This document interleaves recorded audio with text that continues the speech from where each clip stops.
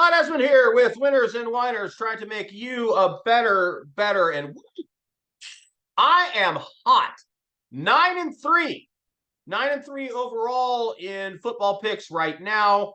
So yeah, I'm on fire and fuego. So you are going to want to go get my premium picks. I'll have a bunch up for you by Saturday for the full slate of NFL. I'll try to get some up for college football.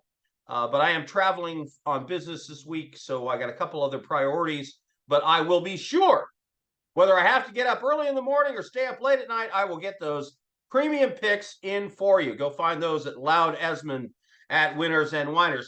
Well, Tampa Bay won a game before I thought they would. Tampa defense got to Kirk Cousins of the Vikings all day.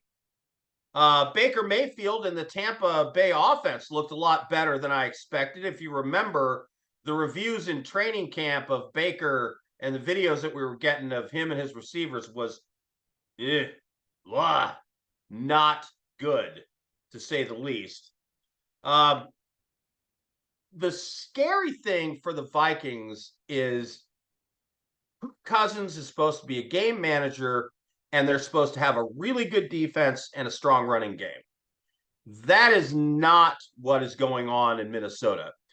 The defense really let the team down. They had a chance to come back and win that game. And by the way, this was their home opener. So you want to talk about, farting in church or, turd in the punch bowl or whatever. That was bad. To lose at home to Tampa Bay in your home opener. Now, let's be clear. Minnesota went 13-3 last year, but they won a lot of razor-thin one-score games. And in this case, they were down by a few points. There was like 4 minutes left in the game. Tampa Bay had the ball, and the Vikings defense could not get a stop.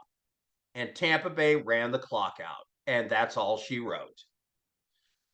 Kirk Cousins and the Minnesota Vikings offense are living on what the receiver... Now, let's be clear. He's got the best receiver in the league, I think. But, man, I just don't think it's a good combination or a good look for you're counting on Kirk Cousins to be a gunslinger, and that's how you're going to win games. Meanwhile, Philadelphia started their campaign, and they struggled against the Patriots. They are lucky they got the number of turnovers that they did, because that is what the difference was in the game. Now, they got up 16-0 on the Patriots in the first quarter. But they then let the Patriots score the next 14 points unanswered. When you get a team down 16-0, you got to step on their neck. Philadelphia went to sleep. At least their offense did. The offense went stagnant. Second half, they had to settle for field goals 3 or 4 times. They let the Patriots come back again, got within 5 points. And because the receiver got 1 foot out of bounds at the 9-yard line, that saved them. Otherwise, the Patriots have like 28 seconds left at the 9-yard line. So they had to score a touchdown, but still, that was an opportunity. I don't like how either of these teams, Minnesota or Philadelphia, look in their opening games. Minnesota's defense looks terrible. Philadelphia just looks shaky. They won that game because the Patriots turned the ball over multiple times.